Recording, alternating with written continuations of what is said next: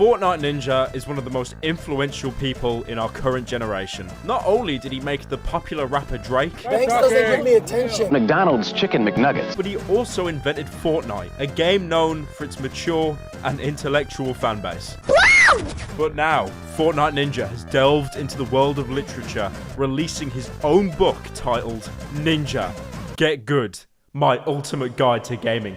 Now, I found this book totally by accident when traveling to Sweden, and I just had to buy it for myself. I'll buy this, please. Yes. Thank you. I mean, how could I resist with such amazing 5-star reviews? Like, I bought this for my friend because he really needed it. And who can forget, I finally got to show my skills to the girl of my dreams. She was so impressed. She took me on the spot. I'm no longer a 25-year-old virgin. Ha ha ha ha. Victory Royale. Thanks, sis. I love you. But before that, you've probably seen that funny advert where a man is talking to a CGI skeleton. Or my father. Apparently, it's a mobile game called Raid Shadow Legends, and they've decided to sponsor me, which is pretty cool. It's available now on Android and iOS, free to download. You don't own an Android, do you? Hold on, Mary. I can't file for divorce just yet. I'm playing Raid Shadow Legends. And please don't take my word for it. Look at all these positive reviews as well. I love everything about this game. Why even go outside when I have such an amazing game? Already sold all my possessions and don't even see sunlight anymore. Built Cryopod in case very long wait for update. Very great game. Would highly recommend. God bless you, Abdul Channing Tatum. I noticed when Internet Historian did his ad read, he had 2 phones.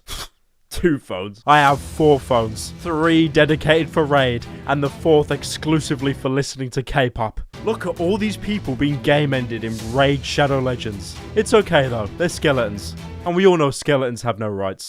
Double kill. You can get hundreds of champions, all can be highly customized. My favorite is this woman, for a huge courage. There's PvE if you have no friends, PvP if you hate everyone outside your immediate friend group, and almost 10 million players worldwide. Oh god, look up above. It's Hellstar Ramina, and it has one question. Did you play Raid yet? Yeah? Okay, just checking. The game's also constantly being updated. Whoa. Look at this MP4 they sent me. Wow, there's a lot going on there. The game is growing super fast, and the highly anticipated new faction wars is now live. So what are you waiting for, you disgusting filth? Go to the link in the description to get yourself 100,000 silver, 50 gems, 1 energy refill, and 1 free champion, the Executioner. You can find all of your rewards here next time you log in. Sounds pretty epic, right? Please download Raid Shadow Legends today. I deeply hate you all. And now, on with the video. So guys, here it is. Ninja's book on gaming. I'm so excited. It's even got that brand new book smell. There's actually quite a lot in this book. You've got gearing up, power up, level up, team up, blow up, and grow up. The last one is a direct message to his fan base. Reader, a few things before we drop in. Get it? Because Battle Bus, Fortnite, get it? The fuck you say to me, you little shit? This isn't really meant to be the kind of book you pick up and read, starting on the first page and ending on the last. Though you can do that if you want. It's more like a reference book, an encyclopedia by me, for gamers. Why are rich people the most disconnected from reality? Every gamer relies on hardware, like power plants or electricity. It's the foundation. I'm sorry, I feel like I'm just reading this and it's Morpheus from the Matrix explaining how we're all a Duracell battery. Mice, keyboards, and headsets should feel like a natural part of your body so that you can trust your tools. Play Cyberpunk once. It's only played Deus Ex once and you got an augmentation.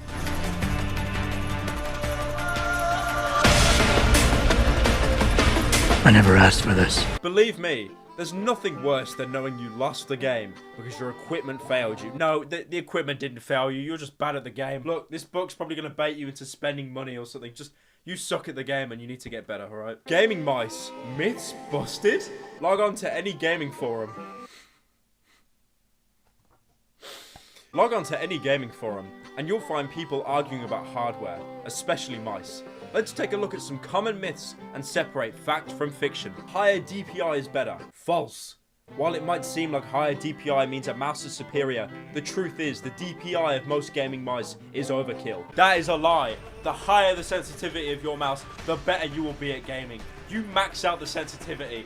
Anything less, you're a coward. If you can't do 700 360 degree turns by just flicking your mouse, you're disgusting.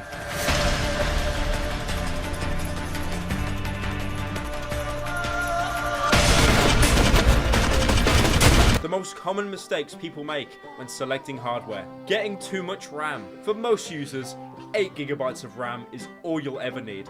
Of course, that's everyone's problem when they get a new PC. They get too much RAM. I mean, obviously you can download RAM online. There's many sites where you can download plentiful amounts of RAM for absolutely free. Don't do that, by the way. I know some of you watching are like 7.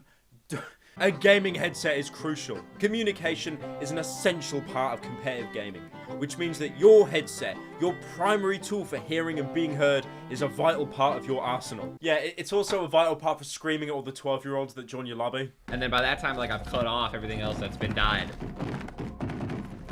Holy crap, it took me like an hour to get in this game. Finally. Slayer. Comfort. If a headset pinches your ears or falls off your head, then it is not right for you. Simple. Okay, you're basically saying if it doesn't fit you, it doesn't work. Yeah, great. All right.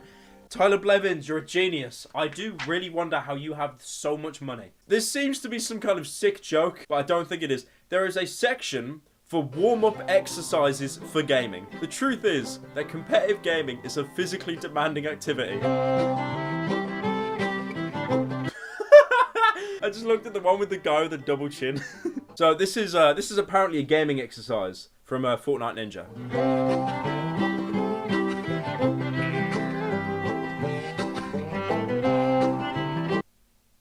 Am I doing it right? Am I doing it right? Oh, there's also one where you raise your hands up like this.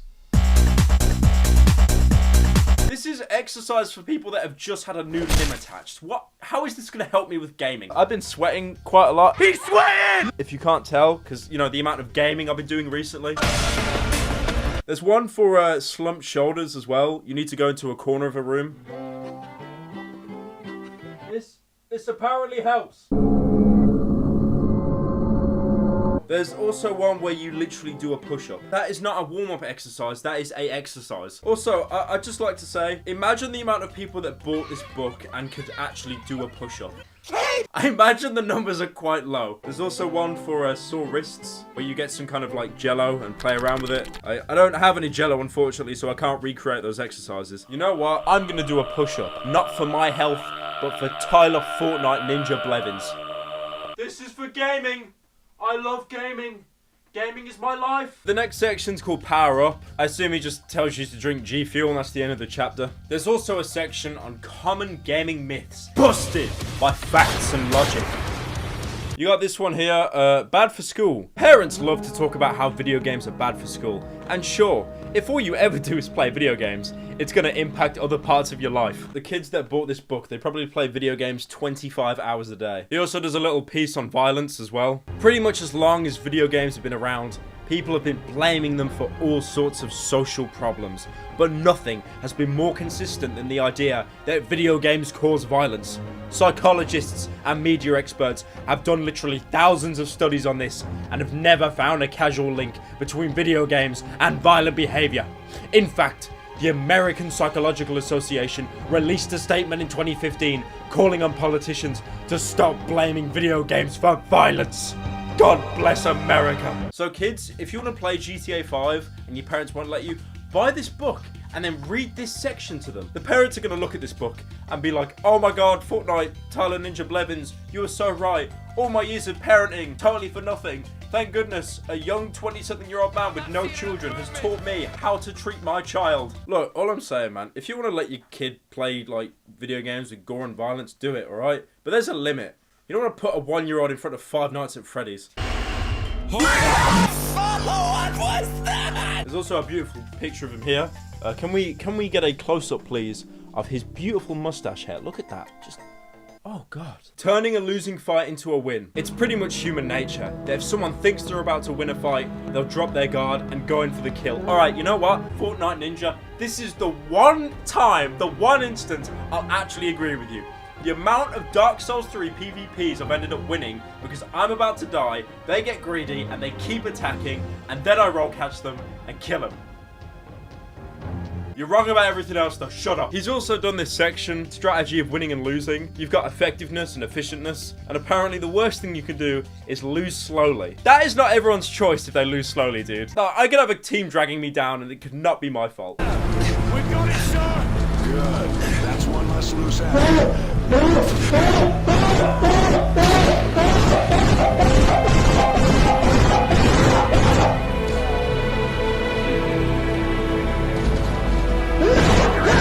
Stay motivated. Getting better consists of two parts: hard work and motivation. If everything I've described here seems exhausting, it's because it is. Especially the part where I got into the corner of the wall to do my gamer warm-up.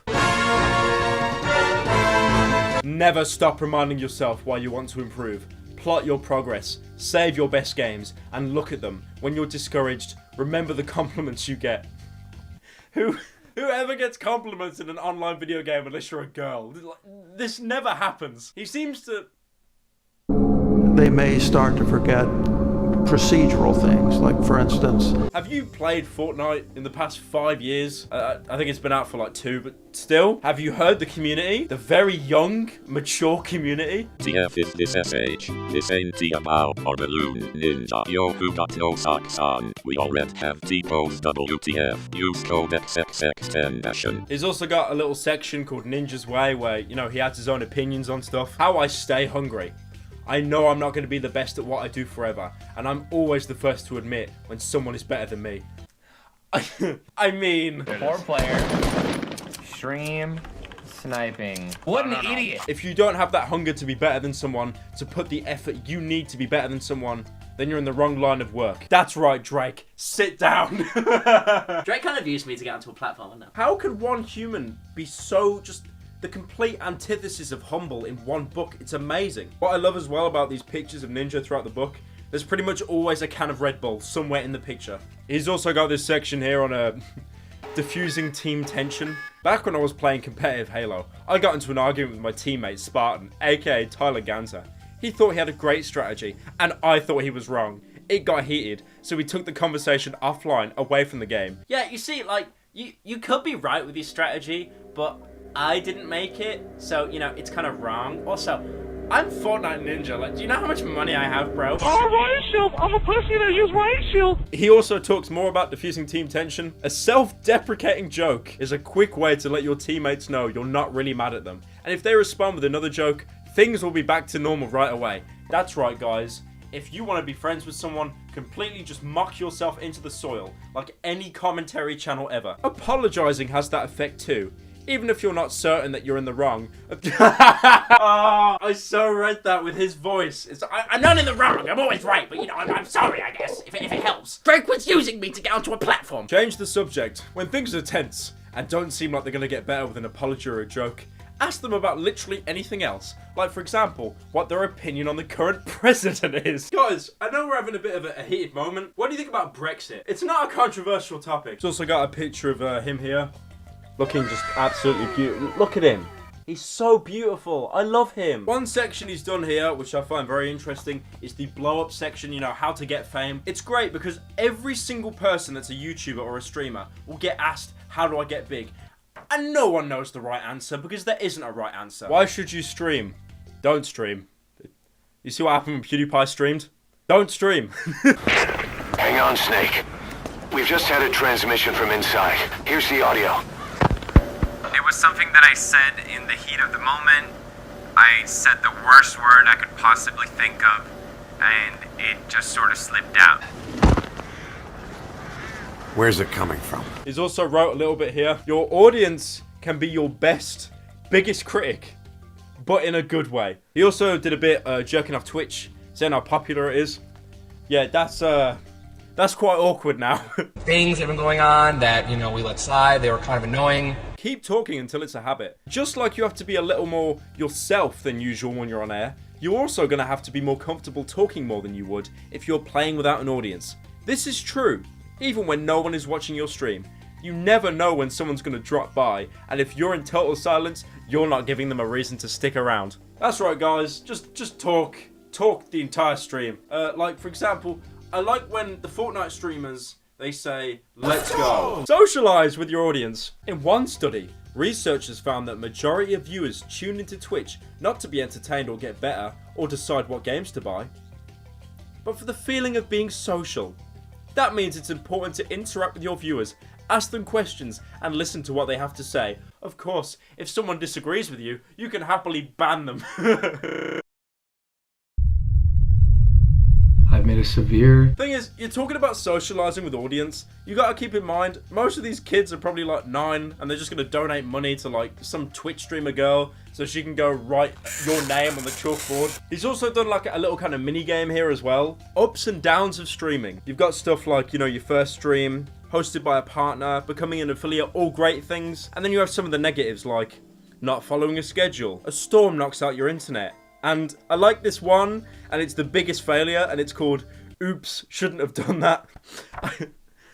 I wonder what he could be referring to. Drake saw that I was up and coming. And let's face it, gaming can get a bad reputation. Chances are you've heard something about how gaming makes you antisocial, or leads to aggressiveness, or ruins your schoolwork, and sure, there are loads of problems in the world, and it's easy to blame games if you've never tried one. I feel like I'm reading a leaflet on a guy trying to legalize weed. Yeah, you've never tried it, you don't know if it's bad. There's a bit on gamers that get, you know, angry. Look here! Avoiding tilt. Anyone who has played video games knows what it's like to tilt. That irrational anger at yourself or others from some upsetting in-game event, which leads to you getting frustrated and even more unforced errors. It's a vicious cycle, and once you're in it, it's hard to get out. I've got like a film playing through my head of like pretty much every single streamer that has just got angry and rage quit. Criticism. Shrug it off or respond. Neither. Ban them in the comment section. There's another section I want to close off on this book, and it's titled, Everyone's a Gamer. Not everyone plays the same games, of course, and not everyone plays the same way. But if you're looking for an art form that just about everyone has been involved in one way or another, games really do rank up there with film and music. If you're ever at a loss with how to connect with someone, there's a good chance you can get them to light up by talking about video games. That's right, guys. Anyone in Congress complaining about violence in video games, you just play Postal 2 with them. A very family-friendly game that has no violence whatsoever. Why would a dictator want to declare war with other countries when he's so busy paying off his bills to Tom Nook? In conclusion, this book is a masterpiece. Move over any kind of Shakespearean literature because Tyler Fortnite Ninja Blevins is here to stay.